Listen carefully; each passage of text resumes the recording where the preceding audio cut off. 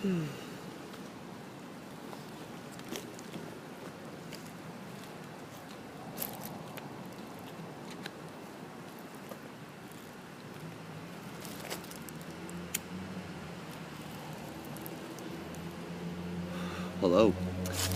this is Alex, and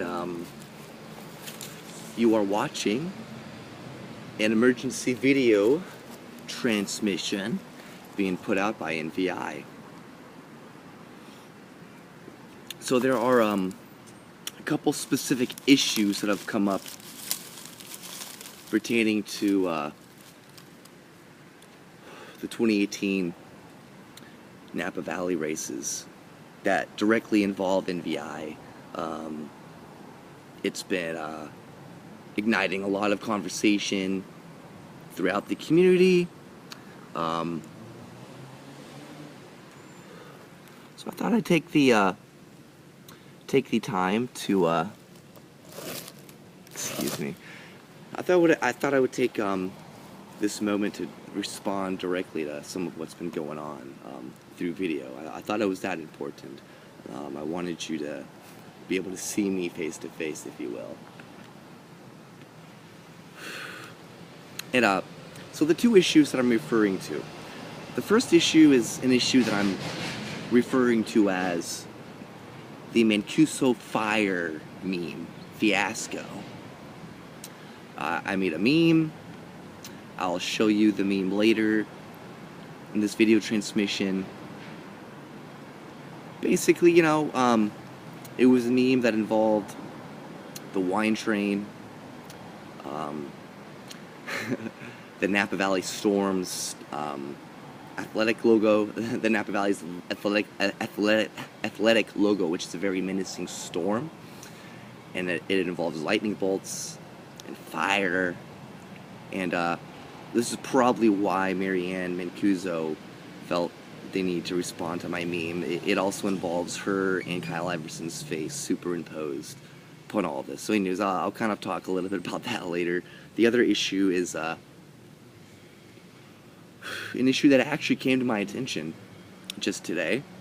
I got a message from the Napa County League of Women Voters regarding a video that's been circulating throughout Facebook and other social media websites. It's a video of the forum that the Napa County League of Women Voters recently conducted for the Napa Valley Board of Trustees candidates. So there was a moment in this forum which was captured on video, and I created a meme of this as well. But there was a moment during this forum when Kyle Iverson just kind of lost it. I don't know. He stood up. He was being very, it was not just, it was beyond assertive. It was a display of patriarchal, white, toxic masculinity. You know, let's just kind of be honest about what it is. And Kyle Iverson wasn't provoked. This is what he chose to do. So I think that voters have a right to know as much as they can about candidates running for office, including their behavior, maybe even their character. I get that we got to be careful when we're talking about other people's character, but heaven knows that the opposition has been trying to slander the character of people like Amy Martinson and people like James Hinton. So I'm just saying. But anyways, so I'm gonna read that message in its entirety. Before going into that, though, I thought this would also be a great opportunity to sort of define Napa Valley insurrection, sort of define the project for those of you who may not know. So I think I'm going to start there, and then I'm going to circle back and speak to both of those issues that I referenced earlier.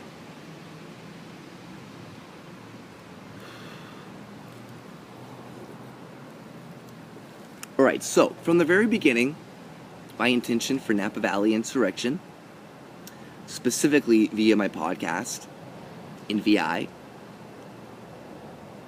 is to provide a forum for Napa Valley's revolutionaries, radicals, rabble-rousers, movers and shakers to sort of have a platform to get their ideas out there, because I think that there's a significant segment of the Napa Valley population who, let's be honest, for the most part, I think people trust the Napa Valley Register as a fairly objective, reliable news source. At the same time, I think there are a lot of candidates, and not just candidates, but voters as well, who don't really feel like the Napa Valley Register has done the most fair job at times of representing their candidates. So, I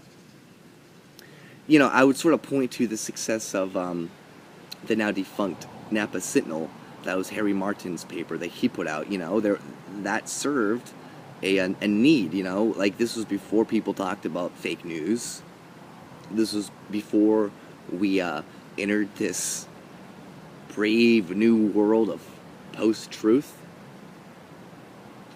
Before all that, Harry Martin was publishing the Napa Sentinel, which was providing a platform for people throughout the Napa Valley community who didn't feel like their views were always adequately represented at the Napa Valley Register. So, anyways, in a sort of similar way, obviously, I come at it from a fairly ultra-leftist perspective, but essentially, though, that is sort of the function, the niche, if you will, that I kind of hope that NVI could fill through this sort of digital podcast platform that I'm broadcasting from. So, just to sort of sum up the NVI project, in addition to being a platform, I also want NVI to be kind of a clearinghouse for information on local events, so like local news, as well as a clearinghouse for ideas and issues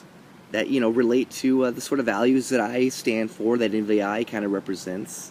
So, that's really what it's all about. So, I think that's I've done a pretty good job there summarizing the NVI project, if you will. So from there, let me kind of circle back and address the two specific issues I mentioned at the beginning of this video transmission.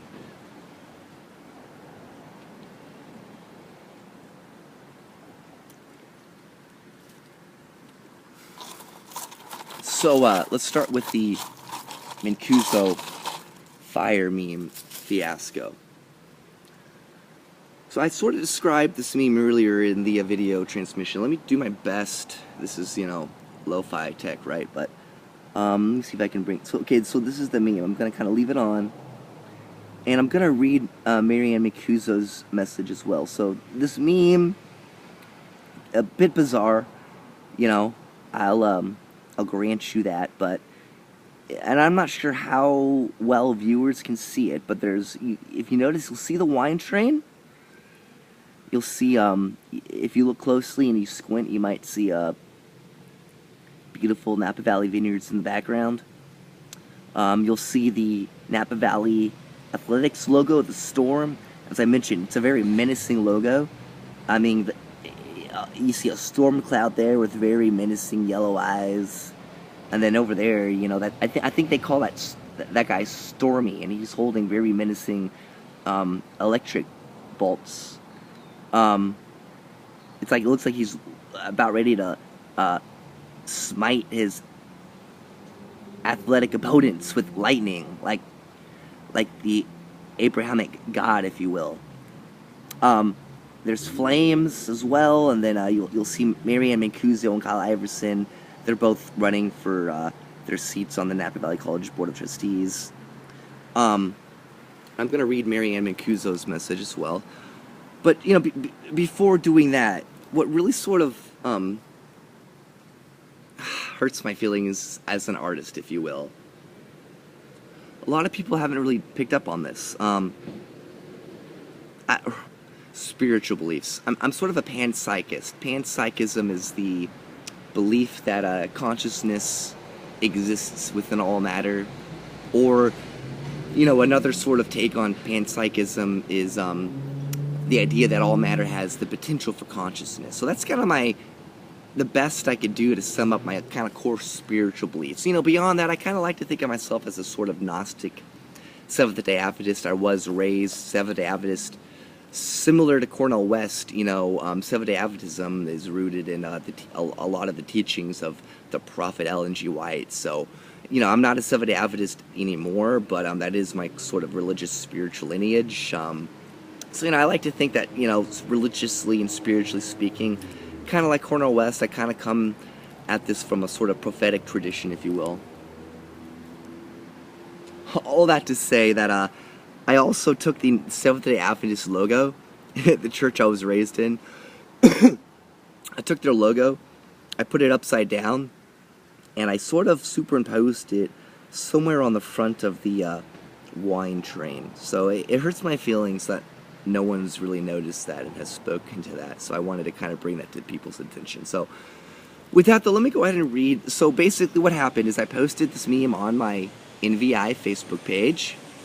And then, you know, I noticed that Kyle Iverson had blocked me from Facebook. Fair enough. I've been very mean to Kyle Iverson on Facebook. I don't really like him as a candidate. I think Julio Soriano is a better candidate. I hope Kyle Iverson loses. So that's why I've been saying mean things about Kyle. But anyways, I logged into Facebook from another person's, a friend of mine's profile, and just for shits and giggles thought what's Kyle Iverson talking about these days? And that's when I noticed this message from Marianne Mancuso, board chair of the Napa Valley College Board of Trustees. She saved a copy of my meme that I just showed you all, and she posted this message on Kyle Iverson's Facebook page. I'm going to read the message, and then I'm going to respond to the message. And then after that, I'm going to move on to this second issue. So anyways, this is Marianne Mancuso, Napa Valley College Board Chair's message.